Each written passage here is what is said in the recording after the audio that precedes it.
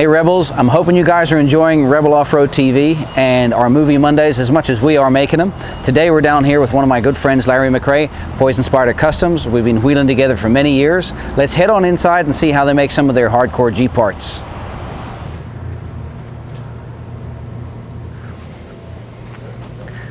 Hey Caitlin, can you tell Larry the Rebels are here? Yeah, we've been expecting you. Larry, the Rebels are here. Hey Larry. Mark, how are you? I'm doing very well. Nice to see you. Thanks. Thanks for having Rebel Off-Road down here to Poison Spyder Customs today. Our pleasure. We're excited to show you around the Spider compound. Come on back. Thanks.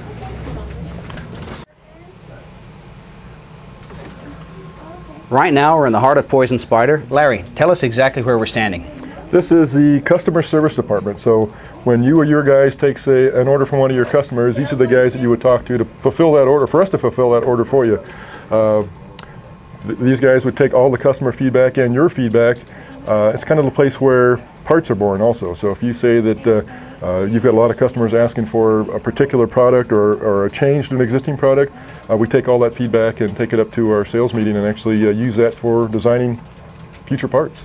This is where we have the most contact with the outside world, but what really is cool to look at is what happens outside of this room. Our facility is broken up into 3 departments. We have the production department, the R&D facility, and then the shipping, receiving, and the warehouse behind us over here. So maybe we'll start here. This is what, as soon as the phone call's received here and you order the part, as far as the consumer knows, it just comes from this department, it goes right to their door. So we'll start Let's here. go have a look. Okay, let's do it. Right now we're in Poison Spyder's shipping department. When they're getting ready to send the parts out to us, this is where it happens. Larry, it's quite a big facility you have here. How many square feet is this building? We're in about 40,000 square feet, and about 10,000 of it is dedicated to this shipping and packaging department. What's behind us right now is what today's orders are. So everything you see behind us today, right now, is going out the door tonight. So they'll typically on our parts, we try to have a little bit of inventory, but generally they get packaged, boxed, and then they go right out the door the same day they get finished. So what you see behind us today is today's load.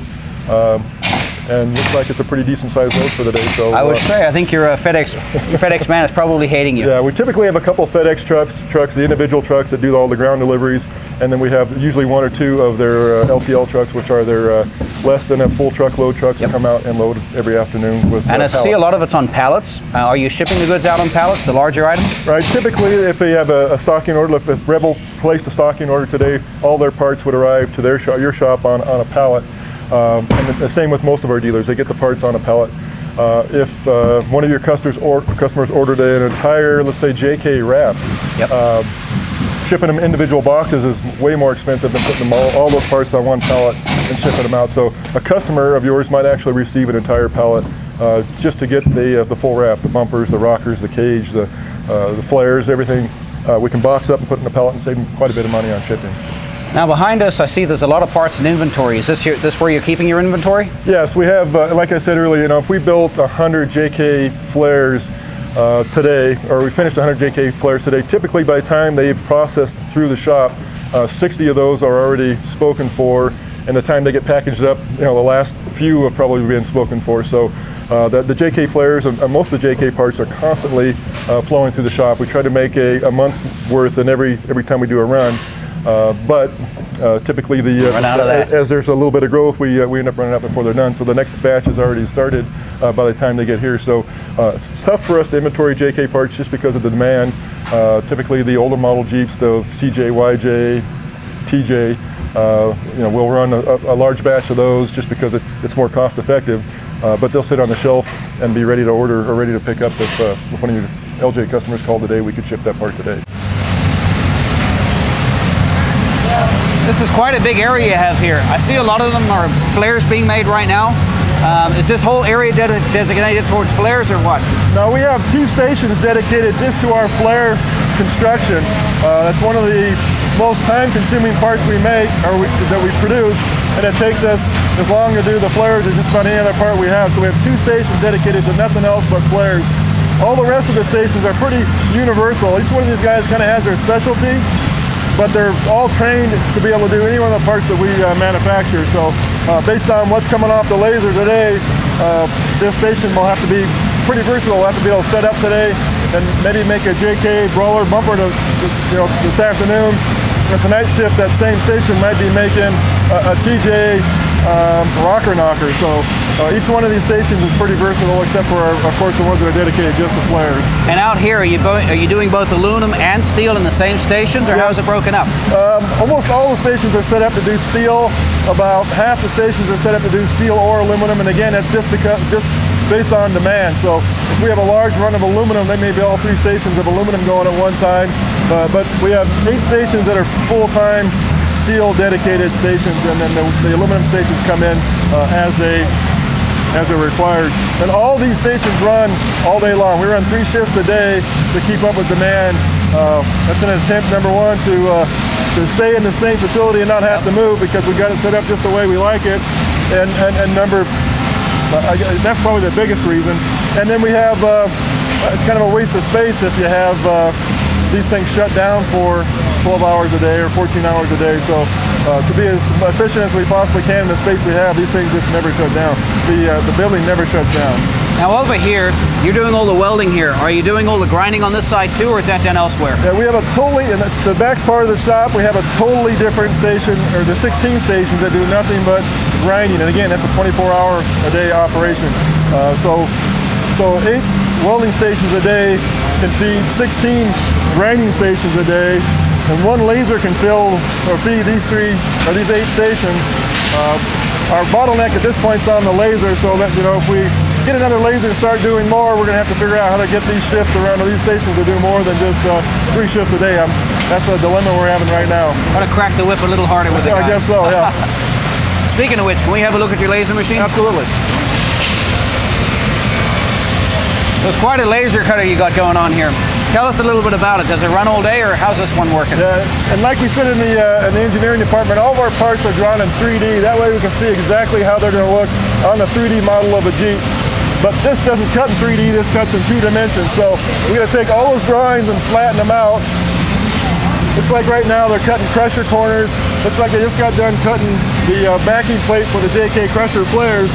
So you never know what's going to come off this. It's just based on, we try to cut at least a month's worth of inventory every time this thing runs, and we plan our whole week out on Monday. So we know everything this thing's going to do the entire week on Monday, and every time they do set a part in there, it's going to be an entire month's supply, so that we can kind of try and stay ahead of the curve a little bit.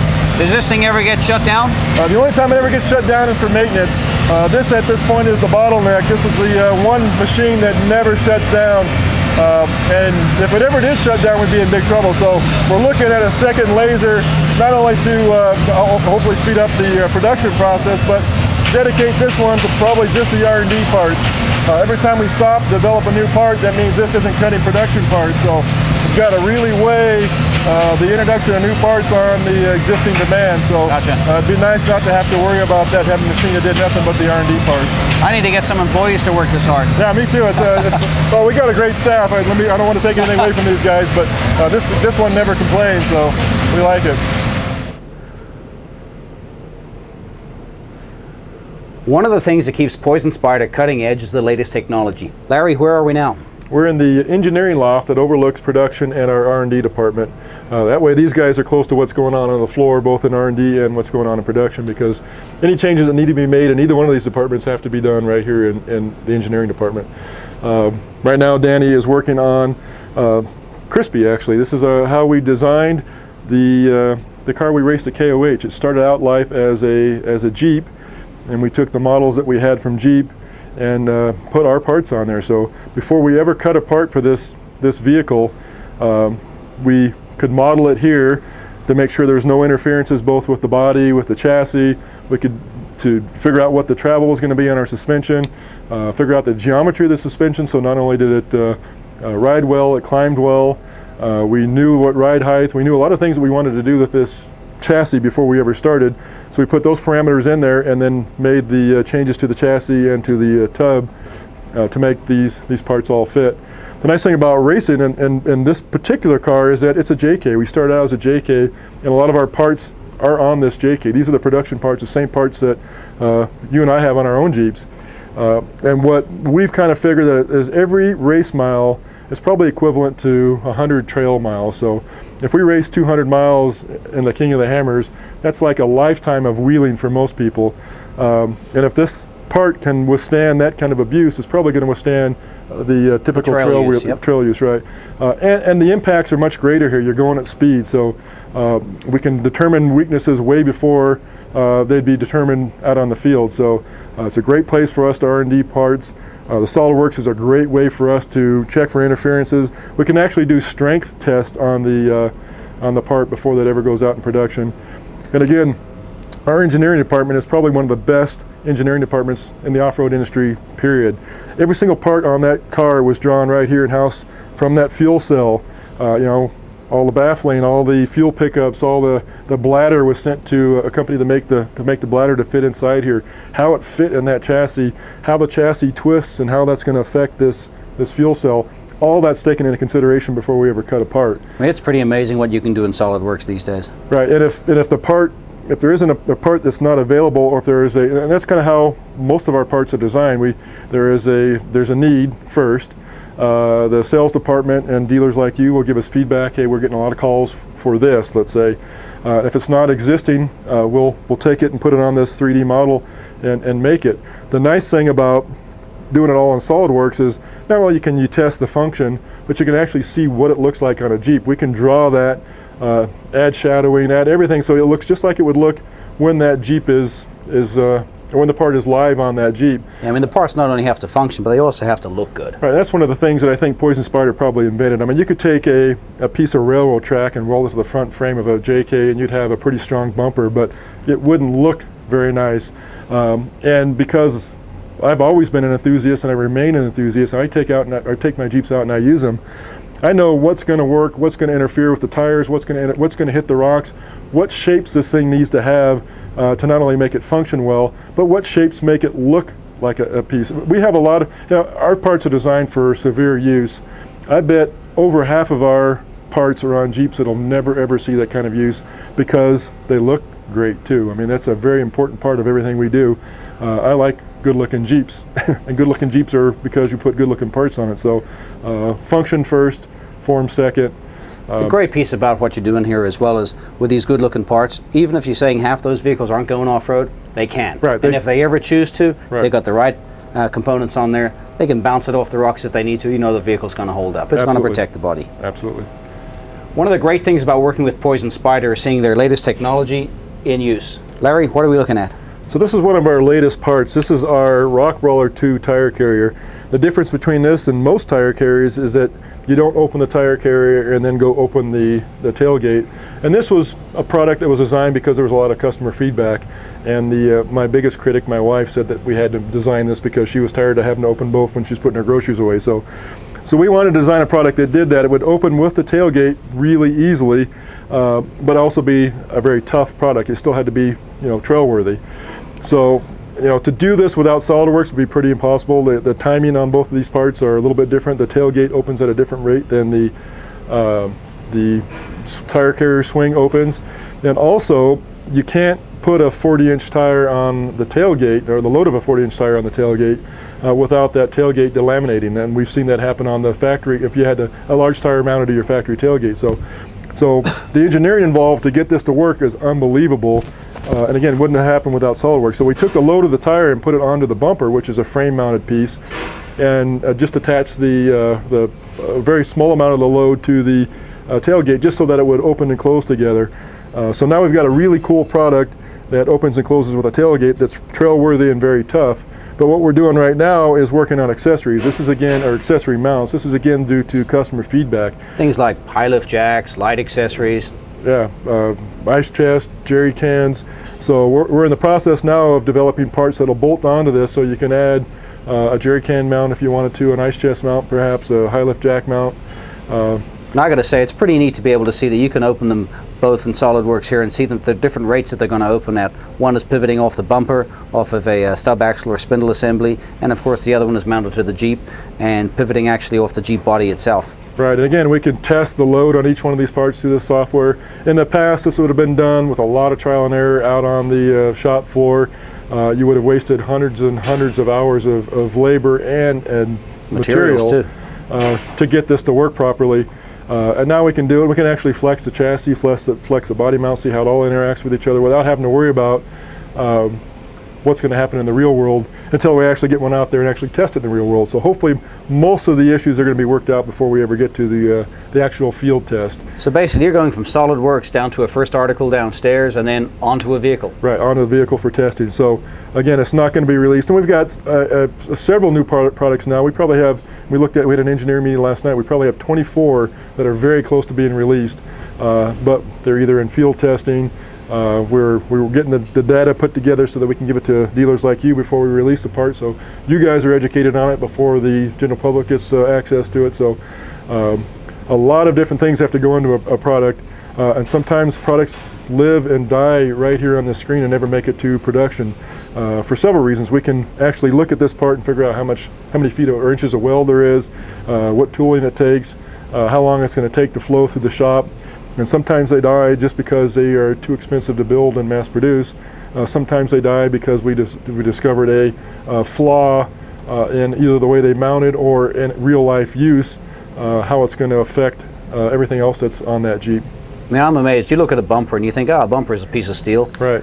But there's really about 20 or 30 pieces inside of some of these bumpers. Right, at least. I bet this tire carrier, including all the hardware and everything that goes in, or not even the hardware, but the shackles, everything that goes in there, you probably have 50, 60 different components that go into this bumper to make it operate the way it operates. I know, and they're American made still, so it's a fairly expensive bumper, and there are cheaper alternatives out there. Not any that do basically what this does right now, or what this can do, but the thing is so well engineered that we're hoping it's the last bumper you ever have to buy for your Jeep. Yeah, and that's kind of Poison Spyder's motto. When you buy a part from us, we're hoping it's the last part you ever have to buy. We're not the entry-level company. We're not the company that provides parts that are very inexpensive, that if you never use your Jeep, you'll probably be okay with, or maybe even just mild use, it starts to rattle apart. Our parts are designed to last the lifetime of your Jeep, and that's what we take a lot of pride in. And a lot of that goes right back to this, the proper engineering for that part. Well, they've been holding up on my vehicle so far. All right, and you're about as rough on them as anybody can get, so we appreciate all the R&D. So we just got done looking at SolidWorks and how some of those parts are engineered. Let's head downstairs, Larry, and you can show us your R&D department. Love to.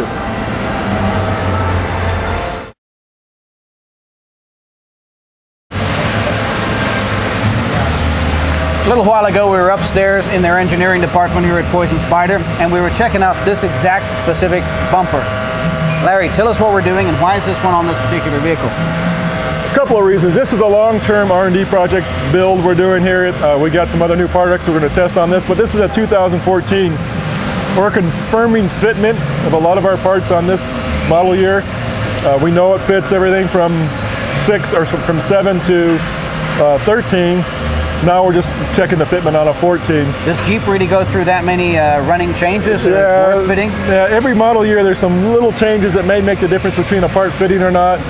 We heard a customer, or through some customer feedback, we realized that one of our bumpers interfered with the little vacuum canister in the front bumper. Yep. So we wanted to see it in person, so we brought the 14 in to test fit it. Looks like there's no issues. We may make a relocation bracket for the BFH bumper line, but for the mid-width it's not an issue. Well, I'll tell you what, let's go have a look at the front one now. Okay. So Poison Spyder's got 3 different bumpers available for the Jeep JK. I noticed you got some stubbies, you got some mid-widths, and of course some full widths. Right. Tell us about some of the other options that are available for them. So every bumper is available in basically its raw form. So in other words, just the bumper base. You can buy it just that way if that's the way that you want to run it on your Jeep.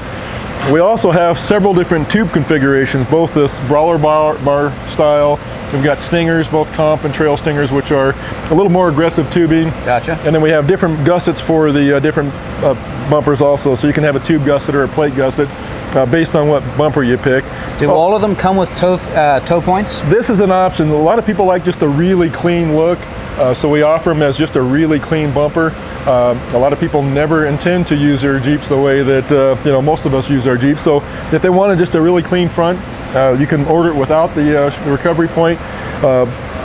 This configuration on this bumper is probably the most ordered configuration. It's fully accessorized. It's got the recovery point. It's got the tube gussets on with the brawler bar. This happens to be our mid-width bumper. Mid-width covers the full grille. We have some that are just frame width. We have some that are grill width. This one's grill width plus.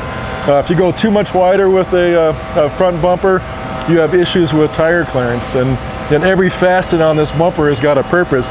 This corner is trimmed so that you can run a 37-inch tire at full stuff, at full lock, and not have the tire rub on the bumper.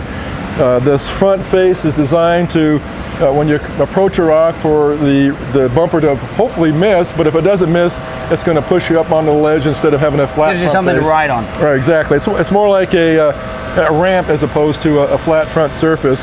The whole bumper itself kind of follows the line of the curve of the front JK, which is round, which is not like the previous models are all squared and flat. The winches are all designed for some airflow, but we have lowered so the air will flow through it and not interfere with your radiator. But we've dropped the center section of this so that your winch is actually lower than what it would be on your typical bumper. Didn't put it all the way down between the frames, because if you did that, you eliminate the ability to run your factory fog lights. And for our guys, the factory fog lights are very popular. Right. We at Rebel do quite a few upgrades for the lights, but they're fitting inside of those holes. Right. Tell you one of the other features I like about your bumper is the fact that the winch is actually not sitting down.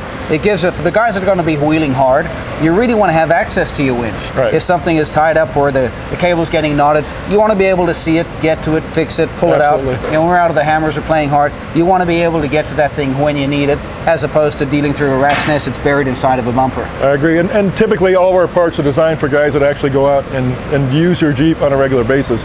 It's not just a vehicle to get you to and from work. It's one that you're going to recreate in often, and that's what our parts are designed for. So the guy that goes out and uses their Jeep can use this and know that they can repeatedly hit a rock if they need to, or smash into a trail obstacle. Sure, it might scratch the finish, but it's pretty easy to touch that up as opposed to replacing a grill or a fender or some other body component part. on the body. Right. Now I noticed underneath there's a skid plate under here. This skid plate, it covers the crash bar, which is this piece you see below the bumper here. We have bumper styles that cut that off, so you have a really aggressive approach angle. But if you want to leave that crash bar on, this bumper will protect that crash bar, actually be a part of the mounting. And as you can see on this one, it has another little skid that goes beyond the crash bar, and that's to protect the sway bar disconnect motor. On the Rubicons. That's a pretty expensive component that's out there kind of floating in the wind if you happen to come off a rock and land on that. So that skid actually goes up underneath there and protects that sway bar motor.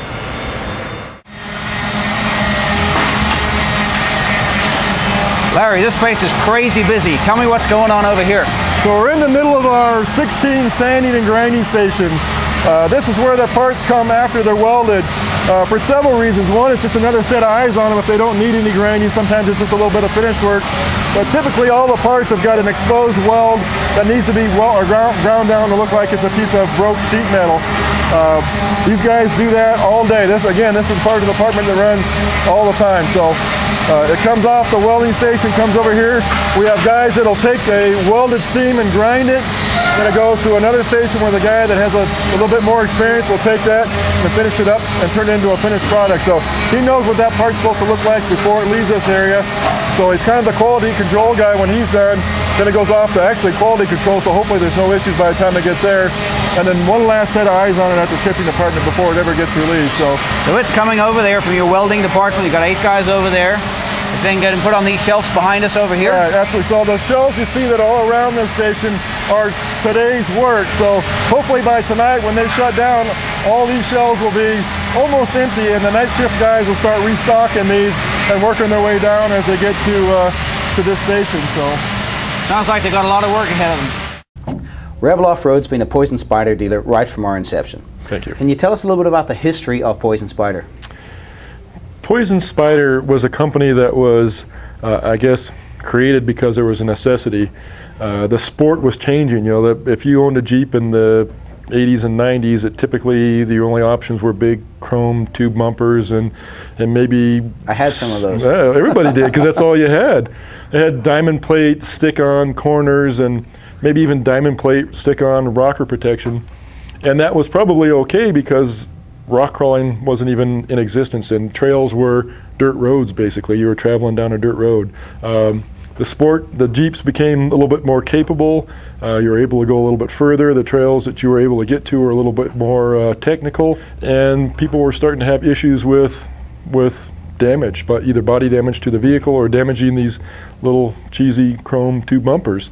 So Poison Spyder saw a need for armor. There was not really an armor company before Poison Spyder. So Poison Spyder started designing parts that were actually protect the vehicle if you encountered an obstacle on the trail. Rather than just enhancing the look of it. Poison Spyder started creating armor. It was the first protection that you could buy from the tailgate all the way up to the door. The full width crusher corner was not even a part before Poison Spyder. Now, it's kind of created this little cottage industry where there's a dozen companies that make full width corners. Rocker protection, the way that we make our rocker protection, wasn't ever a concept. It was a two-dimensional piece that stuck onto the side. Now ours wrap underneath and grab body mounts. Well, now there's a bunch of companies that do that. The first mass-produced tube fender was a Poison Spyder part. So we've kind of taken that and we've built it through the years, different model years. Things got a little bit more complicated as the Jeeps became a little bit more complicated. There's a lot more issues now with electronics and things you have to be aware of to build. The body lines aren't flat anymore. We've got these convex and concave shapes going on in these newer Jeeps. And back in the day with the CJs, the YJs, and even the TJs, all those flat body panels were obviously a lot easier to make the parts for. Yeah, the garage guy like myself could make parts for those in the past, but the JK, the reality is, unless you have a facility like we just saw here, it's pretty tough to design and manufacture a part that will fit all the different curves and fit consistently all those different curves for all these different model years. And that's kind of where I think we've excelled. And the JK, because it was so complex, the aftermarket was slow to respond at first. It took several years for a lot of companies to even start manufacturing JK parts because they had to change the way they did business. Literally, basically. the way they're doing business, right? The way they're manufacturing those parts. Absolutely, you couldn't just, you could have taken a piece of angle iron and bolted to the side of a TJ and you had rocker protection, but you can't do that anymore. It's just not going to work. Bon, it was our pleasure showing you and the rest of the Rebels around the Spyder compound. We're really proud about what we do here every day. I hope there was some cool insight on what goes on to manufacture hardcore parts. I can't wait to see you guys out on the trail again. Okay, it's only a few weeks and we'll be in Moab. Thanks again. Cheers. For more information on Poison Spyder parts, go to rebeloffroad.com.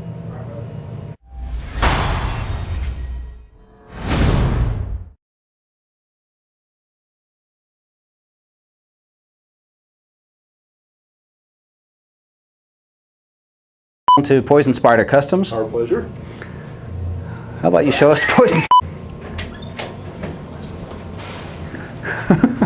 Anytime, Mark. Hello. You're starting.